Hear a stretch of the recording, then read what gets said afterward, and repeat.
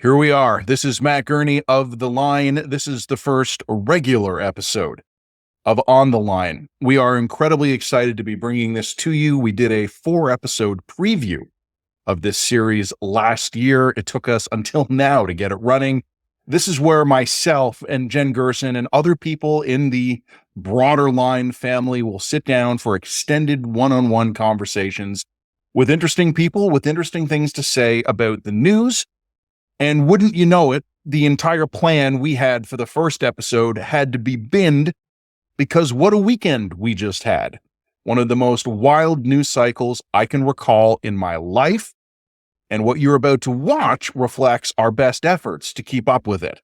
Our first guest right after the break, Stephen Gordon of Laval University, an economist there, on what this means for Canada's economy, what this means for our industries, and what this means for you, a guy out there just trying to live his life. This is On the Line.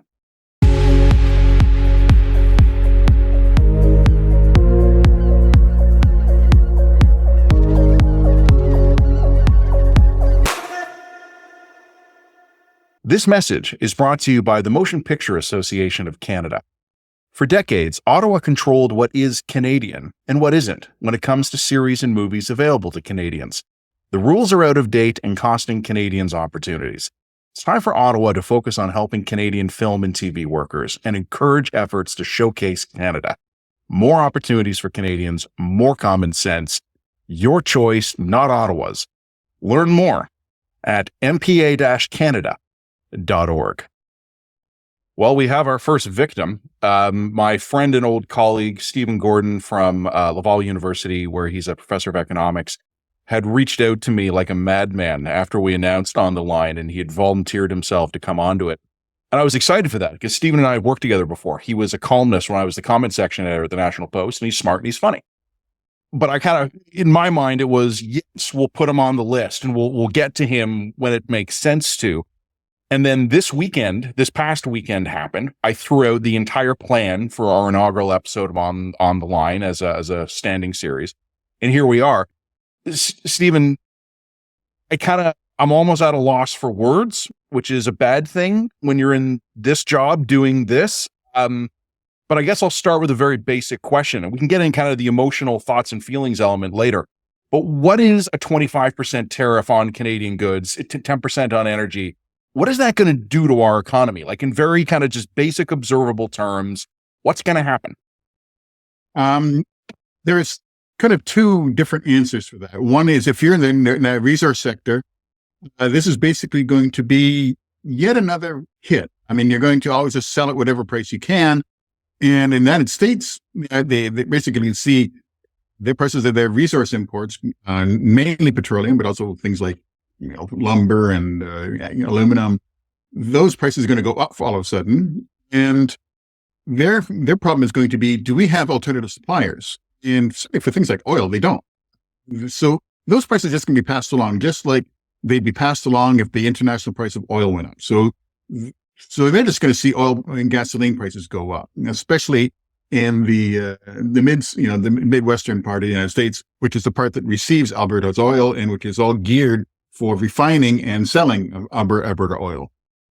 The other part is the manufacturing sector, and particularly the auto sector, where we've seen during COVID the importance and the fragility of these supply lines. These just-in-time production techniques mean that right now automobiles cross the border, and not necessarily just the Canadian border, but also Mexican border, many, many times during processing. They do something, cross the border, something else is done, cross the border again.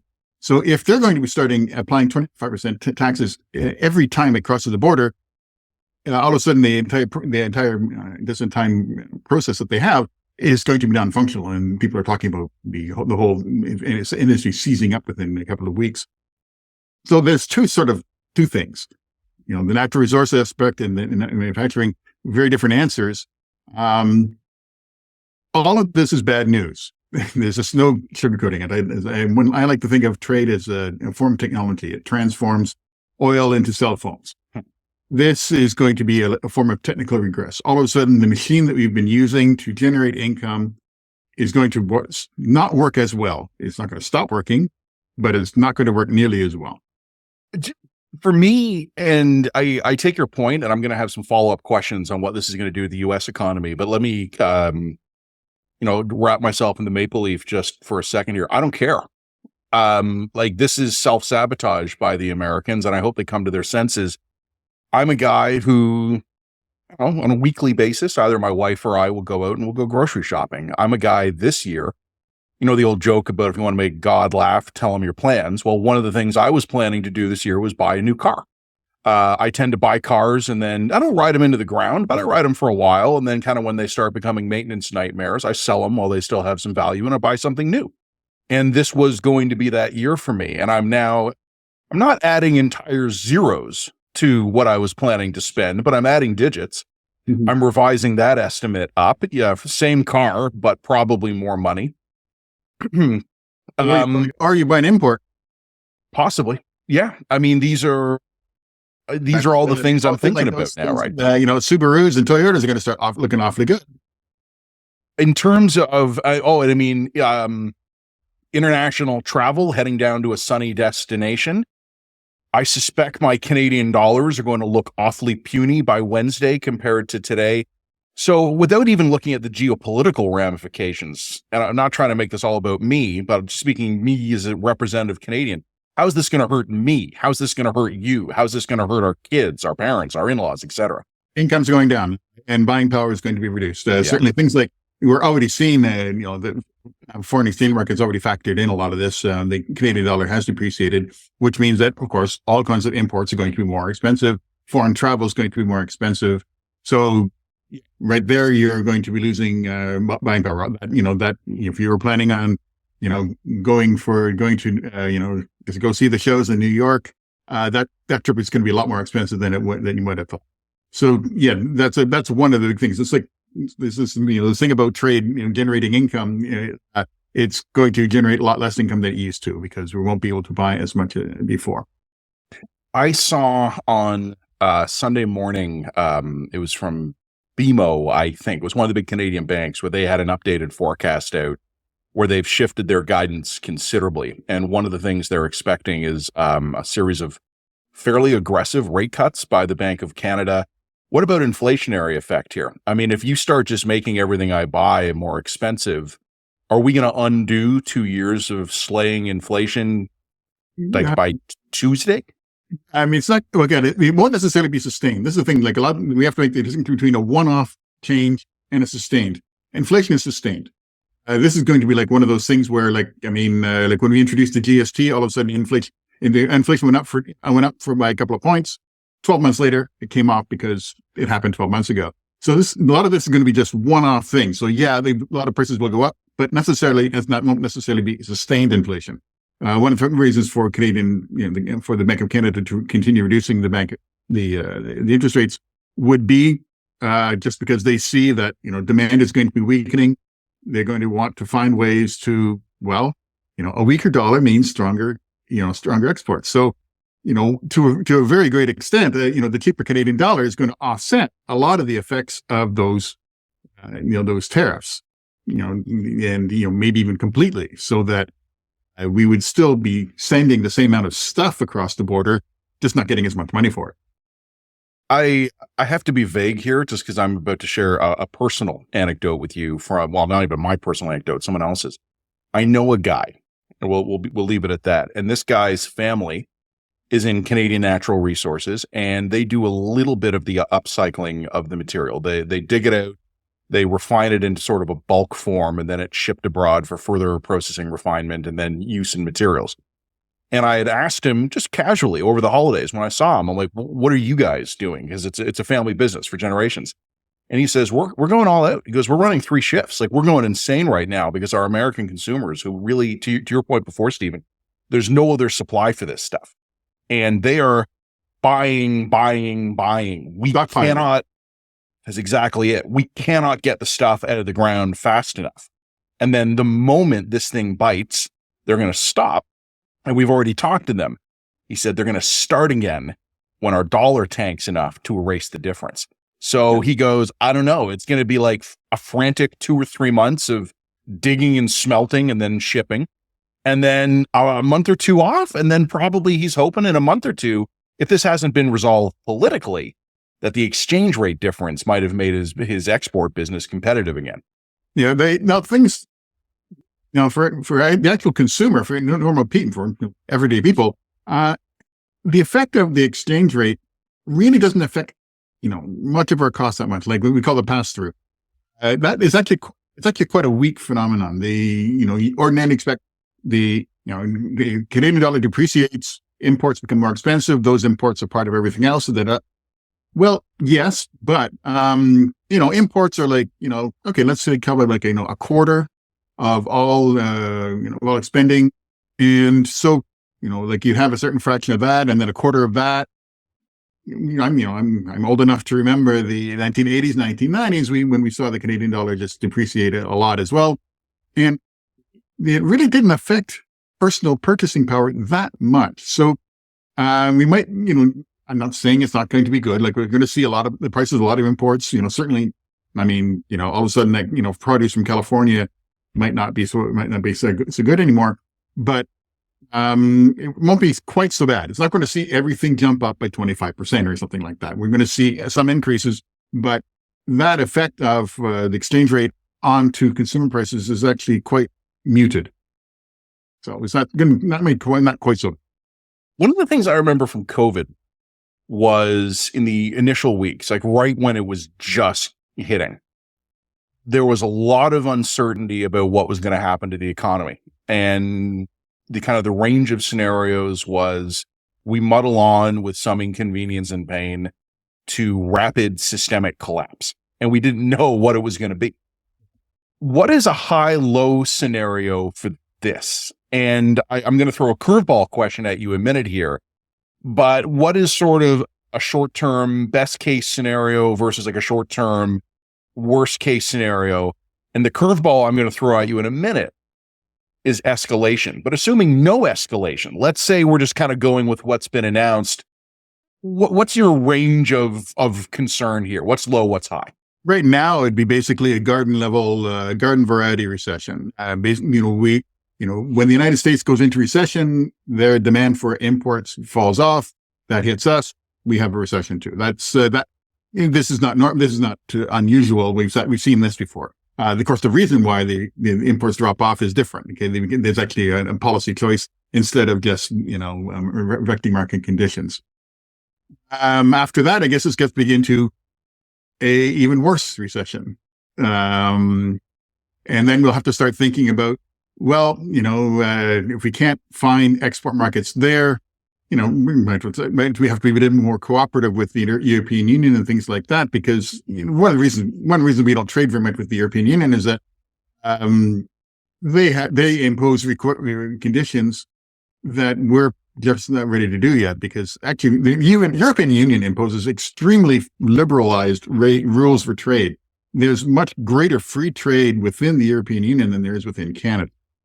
So we would have to start thinking, like for example, all these interprovincial regulations that people keep talking about and never doing anything about, that would have to be dealt with.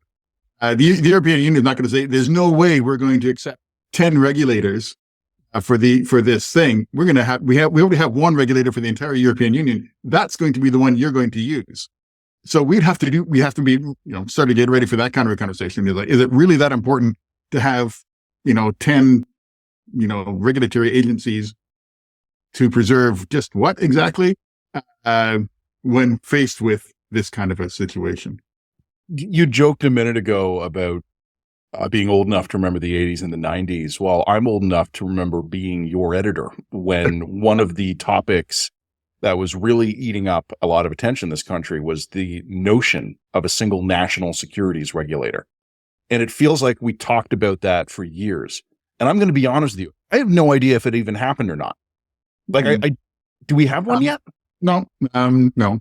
We just got to just nope places. Yeah, it's like, well, because, one of the reasons is that one of the things how these things work is hold on for so long is that the actual industry start to buy in, because all of a sudden, we've designed our entire processes around these regulations. We're the only ones in our province who can do it. And, we don't, we've sacrificed, we've invested in sort of satisfying this, and all of a sudden you're going to throw all that away. And then, well, that's why these things go on, because now the issue is, we can't destroy this local industry because of this. Now we have to preserve this local industry. Why nothing happens. If you'll forgive a dark joke, a friend of mine in government once told me that if they actually tried meaningful tax reform, accountants would be suicide bombing constituency offices. Yeah, that's one reason why it is so hard to do taxes online. I mean, I've tried. I'm an economics professor. I cannot figure out how to do my taxes online. My wife is in economics training. We can't do it. We can't figure it out. And the reason why we can't is that they actually do not want it to be simple. So when I asked you the question a minute ago about range of scenarios, assuming current operating assumptions and relatively short term, you said it would be sort of a normal recession. And I've seen estimates kicking around. Some of the banks, some of your colleagues have been saying, we're looking at a 2 to 3% GDP hit rapidly. Looks like a recession. And then you said the kind of the higher risk scenario is that, but worse. And I think that makes sense. I'm not going to ask you to panic anyone here, but I'm wondering, the president built right into his order that if we retaliate, he's going to go further. And just speaking politically, like, we're not here to talk about the politics of this. I'm a realist. I understand the political pressure that would land on Canadian and Mexican officials. If the US goes up a level, we will respond. So how does your high-end scenario start to change in a situation where we start getting into rounds of escalation? Well, we have to also remember that this is also hurting the United States. Okay, the United States are going to start seeing prices of gasoline, prices of all those natural, all those primary inputs for their sectors going up. They're going to see all of a sudden all of their manufacturing systems, which are fully integrated across North America. I'm kind of guessing that the Mexicans are going to go along, and the Canadians are going to basically make the same decisions for the same reasons. So all of a sudden they're going to start seeing, that their own manufacturing industries are having problems. And at some point there's going to be, one would hope, if the United States is not really so, if the United States, the U.S. Public is not really so gung ho about sticking it to Canada, at some point they're going to say, why are we actually going through all this, these higher costs? We're shutting down factories for what, why are we doing this? Is it really that important to humiliate Canada? Let's say that we've already made the point. We can humiliate you. That's, great. We knew that already. But at some point I'm thinking, there would be enough pushback in the United States that they're saying, well, this is actually not worth it anymore. That would be a reason to think that it would stop escalating, just because they would see that it's costly for them to continue escalating. Let me tell you why I find that plausible, but not certain. Oh, yes. One of the things that worries me is a guy who is immersed in the information ecosystem full time and plays a part. A significant percentage of the population believes completely wrong and insane things. Oh, yeah. I'm an economist. Yeah. So when that pain starts to hit the United States, I could easily see Mr. Trump firing off a Truth Social post where he goes, the Canadians are hitting us. We have to hit them even harder. And I could see enough Americans going, yeah.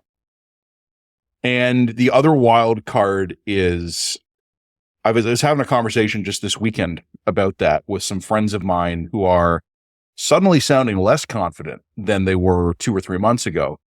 But they've been operating under the assumption all along that Donald Trump is fundamentally rational and his goals are economic. And what I've been asking them, without necessarily disagreeing, is, what if they aren't and what if he isn't? Or the other way around, what if he isn't and what if they aren't? What if he's not rational? And what if his goals aren't economic? What if he's rational, but his goals are political?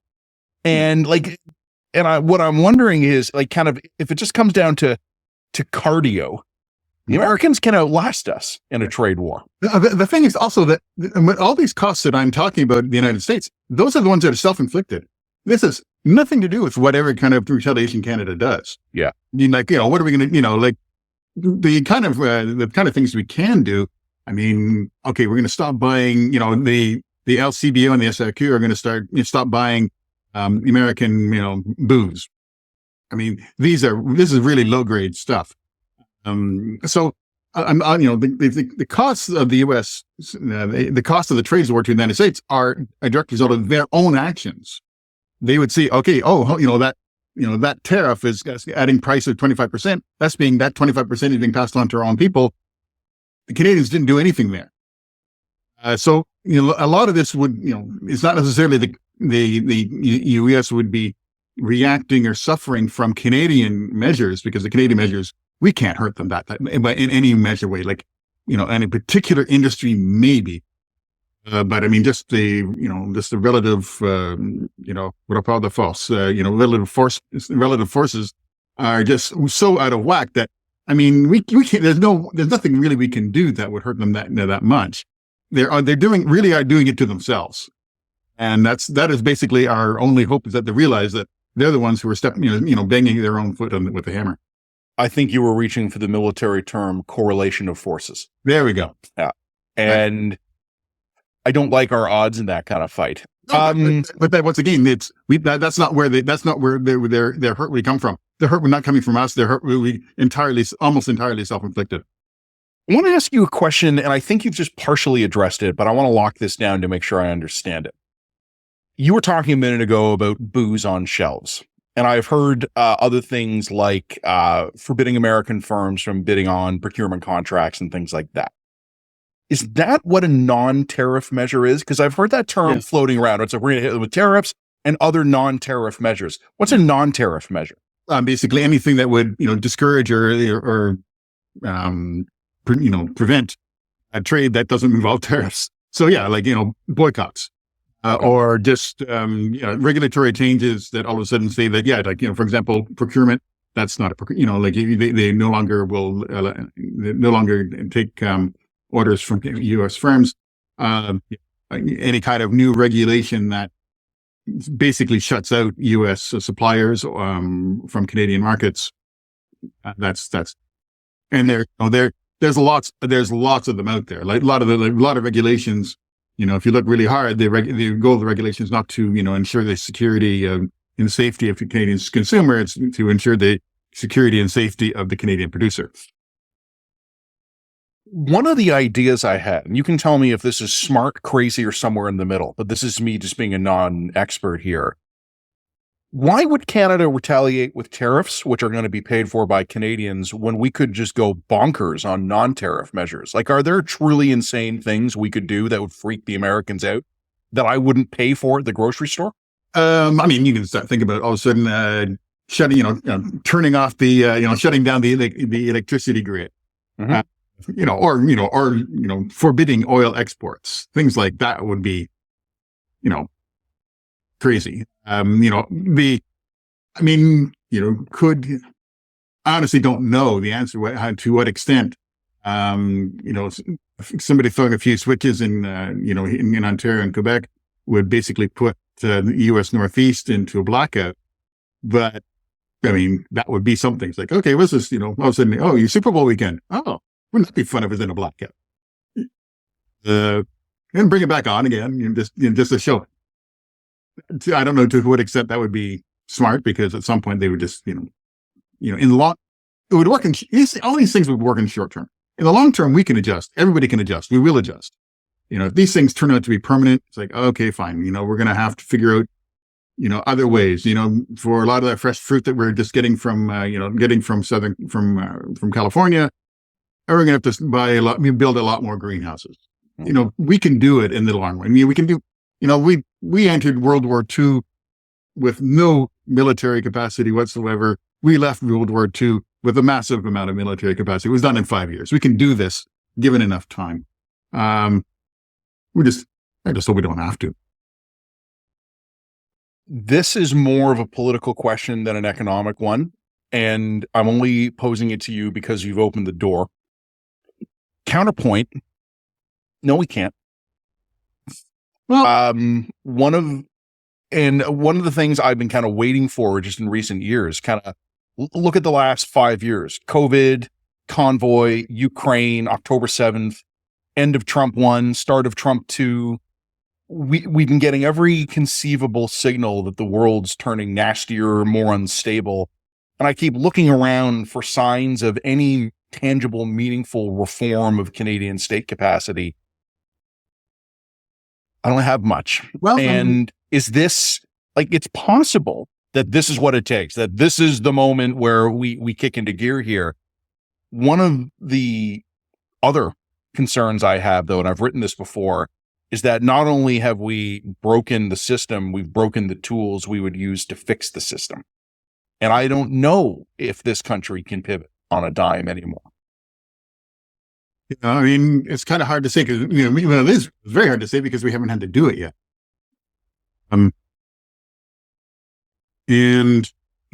I would think that at some point, there would people would say people would start accepting more radical approaches just because we can't be able to say that, we can't do it because of some really stupid reason nobody can really understand anymore. It's just not, we're just not going to pass. Like at some point, these very small, powerful lobbyists, the lobby groups will be told, yeah, you know what? You're just now in our way. We now are in a situation where it's your 5% of the whatever, which used to be enough because it would be, enough to go, make a minority into a majority. That 5% is now going against 80% of the interest of 80, 85, 90% of Canadians. You've now lost.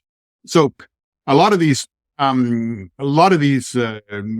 games the stakes are going to change a lot for that as well. All of a sudden people are going to realize, well, we really can't afford the luxury of letting this tiny little group enjoy their special little privileges because, well, it gives us some warm fuzzies. All of a sudden, no, we actually need that thing now. I would never want to get you in trouble, but I am going to ask a representative question of that.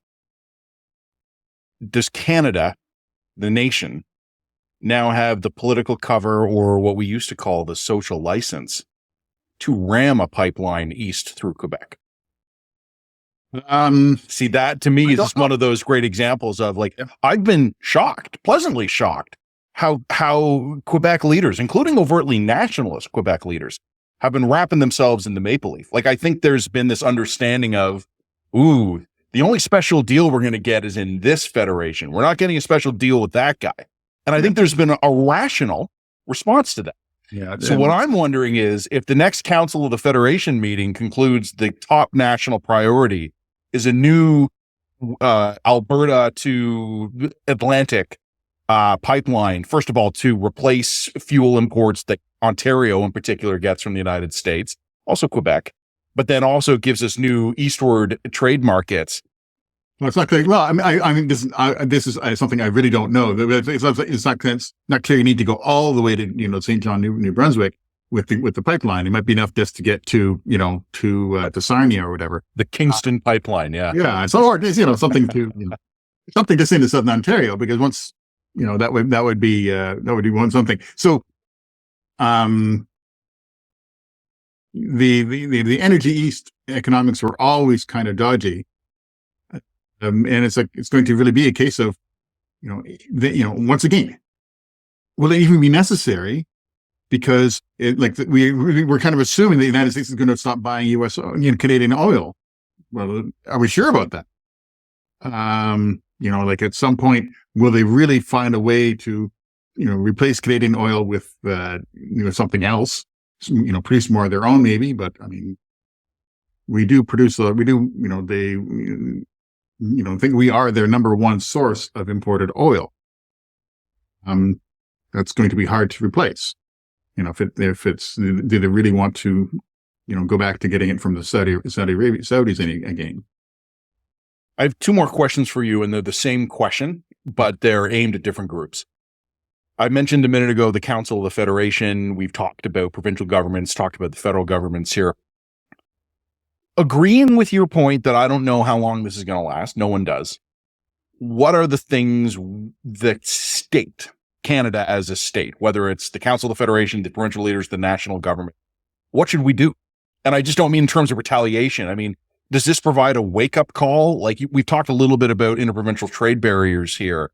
I mean, that would be a thing, you know, all of a sudden, I just go back to, one of the reasons why Canada exists is that the United States abrogated a free trade agreement between the Canadian, between the North American colonies after the Civil War, because the U.S. was pissed off that, the British Empire kind of favored the South because that was where they were getting their raw cotton from. And one of the reasons why Canada came together was that before, the British North American colonies, well, there's no free trade with the United States anymore.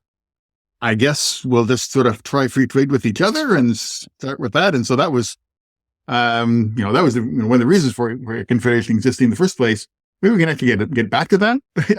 Now that we can't count on trade with the United States anymore. Maybe we'll have to start realizing, there are actually benefits between, trading within Canada as well. So, there is some historical precedent. What should individuals do? If one of your buddies calls you up and goes, Stephen, you're a smart money guy, economics. Yeah. I'm thinking about retiring, or I've got kids in school. What do I do? Like, what's your advice out there just to Canadians? I mean, always it's going to come down to individual circumstances. Some people are going to be in industries that are going to be more touched. People don't realize just to how much there's churn in our labor market. Most people and certainly in the private sector, most people are not working the same place that they were 5 years ago. So people leave jobs and get new jobs at a rate, something like one Canadian worker, one or two Canadian workers in 100 every month changes jobs. That's a lot. I mean, just over a year, you can get a lot of changes. So, I mean, if a certain industry starts looking bad, well, you start, looking to something that looks less bad. And people do that a lot, much less than people realize.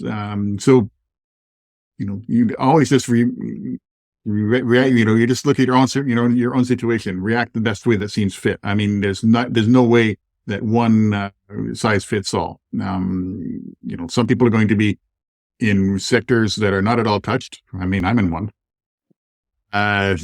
Some people are going to be, and they're going to have to decide for themselves which is the best way. And I really hesitate to give any kind of general advice. Just a follow-up question for this before I let you go. I saw you tweeting a few days ago, I will say with skepticism, about a term that's been floating around. It's been floating around in the political context of the Liberal leadership, but the term has been COVID-level relief. Yeah. You were unimpressed. No, because we're really not talking about, literally millions of people being placed out of work by government order. Okay. That's just, we're talking about, restrictions, certain sectors that are going to be more, like 1/3 of Canadian GDP is exported. Well, that means 2/3 isn't. A lot of it is, a lot of that is exported in the United States. So, that means a lot of it isn't. So the actual amount is it's large, but it's also not the case that every sector that exports in the United States is going to see 100% layoffs. There's going to be slowdowns. I mean, it's not going to be that bad. And we already have an employment insurance system. I mean, what happened in COVID is that, it would just been overloaded. There's no way that they could process literally millions of applications in a matter of weeks. The effects with this are going to take place gradually, like that exporter that you mentioned before. They're not going to shut down overnight, which is what COVID did. Literally shut people down overnight. They're going to see businesses falling. Okay, yeah, sorry. Now we've crossed the line. I'm going to have to lay off a few people. That kind of time frame means that we can actually use the systems that we already have. Employment insurance exists already. You can do things that we do often during recessions, which is, instead of replacing 55% of income, we'll now increase to 60 or 65% of income so that the benefits are a little bit more generous. These things we can sort of do already. I mean, I'm very skeptical about, doing COVID level policies for a garden variety recession. I remember, to your point about the overnight shutdown, I remember to this day leaving my office in Post Media Place and taking a couple of extra minutes to go through my drawers and look at my shelves and load everything into the bag, like the backpack I'd brought to work with me that day, because I wasn't sure I'd be in that office again for a while. Yeah. I never set foot in that office again. 5 years later, I've never been back. So, Yeah. I mean, I quit the job eventually, which is part of it. But like by the time it was feasible, to your point, I was one of those 2% of the workforce per month that had found other employment. So, Stephen, interesting stuff. Thank you for this. God help us all. But I really appreciate your time today. Well, I think that's, long time listener, first time caller. Thanks. Thank you. This message brought to you by the Métis Nation of Ontario. It's July 1812. As war begins, British officers know they cannot hold the Upper Great Lakes alone. They turn to the Métis and their First Nations allies at Fort St. Joseph. If they act quickly, they can take Fort Michilimackinac before the Americans even know war has begun. Under the cover of darkness, hundreds of warriors move silently through the water. The Americans inside the fort are caught completely off guard. Without firing a single shot, the Métis and their allies take the fort. This swift action gives Britain a key advantage in the war, securing a stronghold in the region. The Métis in what is now Ontario were not just traders or voyageurs. They were strategists and warriors ready to defend their lands and waters from invaders. Their contributions to the War of 1812 shaped the borders of a future Canada. To learn more, go to OntarioMétisFacts.com. Well, having just talked about in our last segment the trade war we're in, now let's talk a little bit about where we stand politically. PJ Fournier joining me here right now, creator of 338 Canada, and I'm going to recommend you check out both his website. His main website is 338canada.com. That's where you can find a lot of information about polling and seat counts and projections. But his newsletter, which has become a must-read for me in staying informed on Canadian politics, is at 338canada.ca. So check out both of those things. PJ, look, I was just talking a few minutes ago with Stephen Gordon from Laval University, who was walking me through the likely impacts of the trade war. What's it going to mean for governments? What's it going to mean for diplomacy? And what is it going to mean for Canadians? And it struck me as useful now to talk about where we are in terms of our politics, like literally kind of where do we stand when all of this starts, because a month from now, there could be some big changes here. And I have 3 areas I want to talk with you about. As of today, to the best of your knowledge, what's the state of play right now federally? I know there's been some movement and there's been some controversy about how much movement there has actually been. Yeah. But as far as you can figure out, where do we stand today federally? So the latest numbers, and there has been, Matt, many numbers in January. It was one of the busiest months in many years for me. It looks like the Liberals have a modest rebound post-Trudeau, basically addition by subtraction. You remove a very unpopular part of your party, and suddenly the brand can breathe a little bit. But when you look at the polling we had from Abacus Data, from Léger, from Ipsos, from all the main pollsters in this country, we've seen a modest bump, but we're still talking about a massive lead for the Conservatives. My latest projection, updated on Sunday, has the Conservatives still above the 200 seat mark.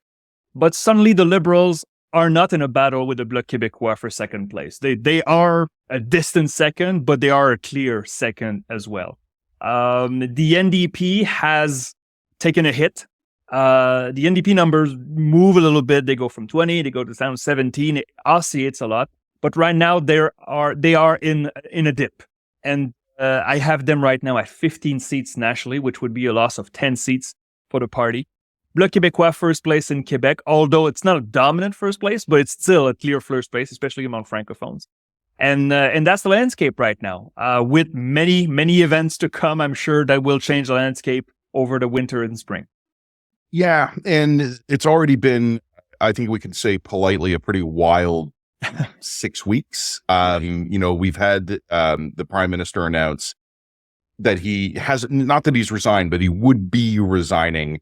Yeah. And what I had said when that happened was that I was not going to overreact to any individual poll in the meantime. I was just going to wait because that was going to take a while to settle down. Yeah. But my gut feeling was that there would be a modest bounce for Liberal fortunes because the Prime Minister was a polling anchor. He was holding them down, probably depressing them below what their actual level is. What's fascinating to me, and God help you having to try and explain this to me, is that what has happened since is that a series of polls by reputable companies have given us pretty wildly divergent answers. Some are seeing very little change. Some are seeing kind of the modest change that I would have expected. Some are seeing a radical reset, particularly in the province of Ontario for federal numbers, putting the Liberals right back into the fight here. Is this something, BJ, where we just need to wait? Like, do we just kind of basically need to take another 2 or 3 weeks and let the polls settle down? Or is there maybe something else going on? The short version of my answer would be yes, we have to wait. For the simple reason that the numbers federally have been so stable for a year and a half that I think pollsters have been able to adjust their methodologies, adjust their measures, and we have reached a plateau. And it's easier when you know what to expect to poll and to weight your numbers. But I will say this, when the electorate is in flux, you are aiming, as pollsters, they are aiming at a moving target, a constantly moving target. And, we all have our little focus groups, our friends, our families, our high school buddies. And I know in mid-January, I went to see my old friends in Quebec City to watch NFL football. They are, adults. They have kids. They have jobs. They're normal and smart people. Half of them did not know that Justin Trudeau had resigned. And so we have to remember that not everybody follows the daily adventures of Canadian politics like we do. And so it takes time. When Justin Trudeau announced his resignation, his upcoming resignation, there were polls right away. And I knew from the get-go this was interesting. Sure, I want to see those numbers, but they're also way too fast. Some Canadians are just slowly catching up because, it was the holidays, it's winter, we are busy, we have kids, we have jobs. They don't have time we are overloaded with information, especially with what's going on south of the border. So that's a long answer of the question. Yes, we have to wait. We have to wait if we reach a new plateau or if we're still in flux and transition towards this plateau. I want to ask you a question, and I'm not asking you to take a side, but one of the reasons I wanted you to come on, and well, first of all, I like talking to you, but also... Oh, thanks, man. You're very welcome. I could have invited on one of the pollsters. And I thought about it, but I actually decided I'd rather have you come on because you're a neutral. And when there is significant divergence in the polling companies, if I ask a pollster to explain it, I know these guys. They're going to try and give me the fairest, most scientific answer they can, but they've also got a dog in the fight. Yes. When you were looking at pretty wildly divergent numbers here, and like I said, I'm not looking for a side or blame. Yeah. What do you as a professional analyst, what do you go, oh, okay, here's what I'm seeing? How do you explain wildly divergent federal polls? Well, it relates to my previous answer of the electorate being in flux, right? When you poll 1,000 or 1,500 people, the methodology can be sound, the sampling could be representative, but since we are in turbulent times and turbulent months, you will measure different things. Now, obviously, it's the different story when your numbers always tilt the same way. And to every pollster, even the best ones will have the occasional poll that will be off, but that's normal. That's okay. And a pollster should not hide their outliers. It's part of the landscape. It's part of statistics. This is what it is. unless you're doing astrology, this is what's, the scientific polling is. Sometimes you miss the mark. What I wonder, obviously, is why is Ecos of Frangrave seeing such a different thing? And my readers and my subscribers have asked me, like, why don't you remove Ecos from this equation? And it's a okay question, but a lot of people say that the pollsters they don't like should be removed. That happens all the time to me. And for me, a pollster that has numbers that stray off course, we don't know yet if they're bad. Sometimes a pollster can catch an early wave. It's entirely possible. But as time goes by, we will know. I mean, patience really helps. If a pollster has bogus numbers consistently, it's not like hiding them will help anything. I think sunlight, I said this before, but sunlight is the best disinfectant. You show them, you include them, say, this is what they're seeing, and they're seeing constantly. Well, I'm a scientist. I'm an astrophysicist. Look behind me. I have the diplomas on the wall. So, what I've heard sometimes or read some scientific papers that said, well, you know what? Maybe the Big Bang Theory is wrong. And there's always a hot take guy that will bring something like that. Like, extraordinary claims require extraordinary evidence. You need to bring me the proof. Oh, you think the numbers are tied right now nationally? I'm listening. But it better be observed. When the Conservatives jumped to a double-digit lead in the summer of 23, we were dubious at first. We were like, okay, we know the Liberals have been struggling, but why suddenly the 12, 14, 15-point lead for the Conservatives? And all the pollsters eventually picked it up. So this is what's missing from the equation here. If we see a month from now, let's say Mark Carney becomes leader, and we see Léger and Ipsos and all the big polling firms seeing the Liberals at, let's say, 28% nationally, then I'll be like, okay, maybe Mr. Eco saw something. But for now, the evidence is just not there. This is not evidence. And here I am going up against an astrophysicist with a gut feeling. But, when the polls made that big swing in the summer of 23, I wasn't surprised. And I held my fire. I waited about a month to wait to see, kind of as you said, if everyone would converge on that. But my anecdotal kind of political radar had told me months earlier that was going to happen. I could feel Liberal support trickling away. And, you mentioned, getting together with your buddies to watch some football. We all have our versions of that, right? Yeah. And yeah.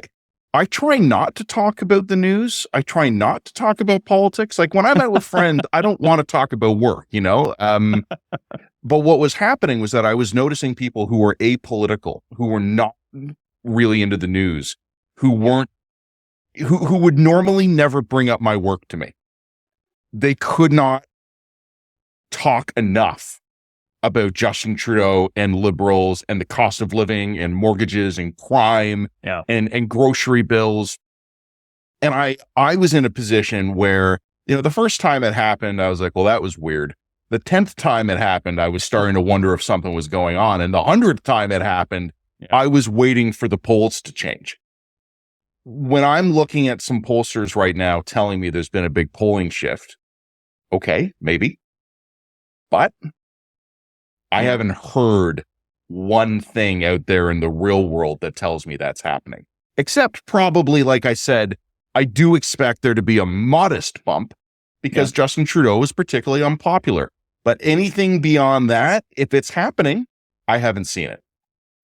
Yeah, that's fair. I always also remind viewers and listeners that your close circle and your friends and your family are not representatives. So sometimes you'll miss something. Oh, I know. But that's part of the landscape. You listen, right? And sometimes you can do those correlations, those cause and effect things. It's also not lost on us that obviously the tariffs south of the border just happened. But there's been talk of those for months. And so perhaps something was brewing. And Doug Ford right now in Ontario is going all in on this, rallying around the leader, rallying around the flag, going, toe-to-toe with American media, American counterparts. And we know why he's doing it. I mean, you could say out of principle, sure, but also, there's an election going on. Yeah. And so it's a pretty good card to play. Why couldn't the Liberals benefit from this? One. And two, it's also possible the Liberals won't benefit from it, but the federal Conservatives could be hurt by it. Yeah. And so it depends on how they handle it. This weekend, as everything was crumbling down, I followed a bit on news and social media, and from Conservative MPs, I saw, carbon tax carning. Like, read the room. This is not what we're talking about right now. If they have another gear, we ought to see it soon. Do they? I think they will. They're not dumb. But in the first stages of this crisis, I think they have a hard time to adjust. Just this morning, I'm not sure if you've even seen it yet, the Conservatives have released a long video narrated by Pierre Poilievre about building Canada, Team Canada, making us the freest. So you're right. And it was funny. I've been joking with my colleague Jen that, like, you'll forgive me a little dark humor, but, like, I was joking that Justin Trudeau and Katie Telford are taking refuge at the top of the Peace Tower, and the 82nd Airborne is airdropping into the ruins of Ottawa. And Pierre Poilievre steps up to a microphone and goes, "We need a carbon tax election." Like, it wasn't going to work. Yeah. And the faster they figured that out, the better it was going to go for them. So they might be figuring it out now. You've mentioned Ontario. There is an election going on in Ontario. It's a short campaign. It's a 28-day campaign. Again, there is some differences in polling here. Is it fair for me to say that in general, though, the polls are looking pretty good for Doug Ford? Oh, yeah. The worst polls, as of this morning, of course, the worst polls for the PCs have them in the low 40s. And that's where they were 3.5 years ago or 3 years ago, right? So unless there's a catastrophic crumble of PC support in the province, Doug Ford should win this. Now, the question is about how much. Because it would be a signal if the PC majority was reduced. Still, if they win, but if they win, 72 seats and they had 80 something, it would be a signal. But it will also be a signal if he wins 100 seats. And with the numbers what we have seen from the online firms, the Ipsos, the Legers, the Abacus data, it's between 46 and 50% of support for the PCs. And from experience covering politics, covering elections, we know that even in low turnout elections, and we think this could be one, Conservatives do show up. They fall in line when the time comes. It's whether the NDP voters and traditional Liberal voters will show up to tilt the balance a little bit closer to the center. But right now, we're looking at a massive PC majority unless something big happens. We were talking a minute ago about anecdotes and all that stuff. Look, I'm a political observer. Like, you can describe my job in many ways, but fundamentally, I observe politics and then I tell people what I think. It's kind of a weird way to make a living, but that's the simplest way to describe what I do. And I have never been shy about the fact that I'm not a fan of Doug Ford. But I think he's going to win. I think he's going to win massively. And I think he's going to keep winning until the province of Ontario sours on him. And I don't know when that's going to be. Yeah. And I think, one day he's going to do something dumb. And instead of getting away with it like he has the last 15 times, it's going to stick to him. Yeah. And no one will be more surprised than him, except maybe me. Because the people of Ontario, somewhat to my consternation, have just decided, we like Doug. And I'm talking with Ontario Liberals and Ontario NDP friends who are now out there in the cold, knocking doors. And I'm telling them, what are you hearing? What are you seeing? And they're going, people like him. Yeah. People like the premier. And like, there are always people who are angry. They're angry about this issue or that issue. But in terms of just the overwhelming reaction at the door, to your point about low turnout, it's kind of apathy. It's kind of like, well, yeah, whatever. We don't really care that much. Doug Ford's fine. I find that baffling, but I accept it. And I've accepted it for the last 2 elections. I'm the weirdo when it comes to Doug Ford. It's funny because if you ask me like 5 years ago, like just before the pandemic, who's going to be in office the longest, Doug Ford or François Legault? I said, well, obviously it's Legault. What are you talking about? And Doug Ford looks at a third majority. You know, it's the first time since the 50s, if he does it. I know. It's been over 60 years since it happened. So, it's third majority in a row. There's something to be said right now. And for those who say some voters are angry that he called an early election, an opportunist election, I would go back to this. We have many precedents, Matt, of voters punishing a leader for plunging the province or the country into an early election, but not for conservatives. Find me one precedent of a conservative premier or prime minister being punished for calling an early election. The conservatives will fall in line this time. They will like, you know what? Oh, why are we going to election? To win? Okay, we'll go. When liberals and NDP and New Democrats do it, their voters are more reluctant. They see through him. But we'll see how long the Teflon will last. Wow. But right now he looks invincible. Perhaps also there's something to be said, Matt, about the opposition he has faced. Right? Oh, there absolutely is. The OLP had a 15-year run. That's pretty good. They won 4 straight elections. So I see that similar to the Quebec Liberals, who also had a 15-year run. They're pelling the rocks right now, rebuilding, having high draft picks. It's normal. But we're in 2025 right now, and both opposition parties still haven't figured it out, how to fight Doug Ford. For me, it's a lack of political acumen. One more thing I wanted to just bounce off you here, and we can do it quickly, but you've mentioned François Legault. Yeah. One of the weirder stories of 2024 2024 got really weird by the end. One of the weirder stories for the first 2/3 of 2024 was looking at François Legault and their numbers just collapsing. Yeah. And I was talking to you, I was talking to other associates of mine in Quebec, and I was saying, why? Like, I haven't observed, like we were talking about before, I can look at what I'm seeing and I can look at what the numbers are telling me, and I couldn't make those two things fit. I couldn't go, aha, he's deeply unpopular now because of this. I couldn't explain that. François Legault has been coming out pretty strong on tariffs against Trump. He has, to me, very interesting. He's actually been playing a big part on Team Canada. He's talking about Canada and our nation and our country. Is he seeing any benefit of this? He has. I don't remember when his next election must be, but what is happening in Quebec polls right now? Is Legault benefiting at all from any of the chaos? The next Quebec election is scheduled for October 2026. So it was just a few months after the scheduled Ontario election. So he still has time. But I can tell you that Mr. Legault is looking at Doug Ford right now, his pal Doug Ford. If Doug Ford does win 100 seats, riding the flag and riding economic uncertainty, and I will protect Ontario, I will protect Quebec, he could be tempted to maybe surprise his opponent and go early. The polling right now in Quebec still shows the Parti Québécois in first place, and especially in the francophone and the rural areas of the province, where the CEQ did really well in the previous 2 elections. However, in the poll that we had last week in Quebec showed Bloc Québécois in first place federally, Parti Québécois in first place by 9 points provincially, and for the first time, we saw sovereignty take a real dip. It was the worst sovereignty poll since December 2020. 31% in favor, 53% against.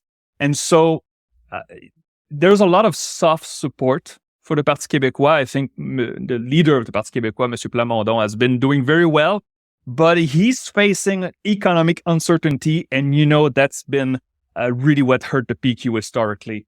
So perhaps François Legault could take advantage of this. I don't have lots of new numbers in Quebec, but it's definitely something we will follow, because if the numbers move federally, if they move in Ontario, they could also move in Quebec. So I'll follow this closely. Appreciate it. Appreciate your time here. Absolutely wild weekend and an absolutely wild start to the year. Just before we started recording, we were joking that January felt like it was like 5 months long. February is only 28 days, but I think we're going to sweat our way through every one of them. So thanks for coming on, man. Really appreciate your time. Keep up the great work. Thank you very much, Matt, and talk to you soon. Talk to you soon. PJ Fournier, check him out at 338canada.com for his main website and 338canada.ca for his newsletter. Well, that's it. That's our first regular episode of On the Line in the books. It's been a pretty wild ride producing it because of all of the news happening. So thanks, Donald, for screwing up our plan for the first week. But all kidding aside, great to have you here. Tune in next week. We will be back with another episode of On the Line.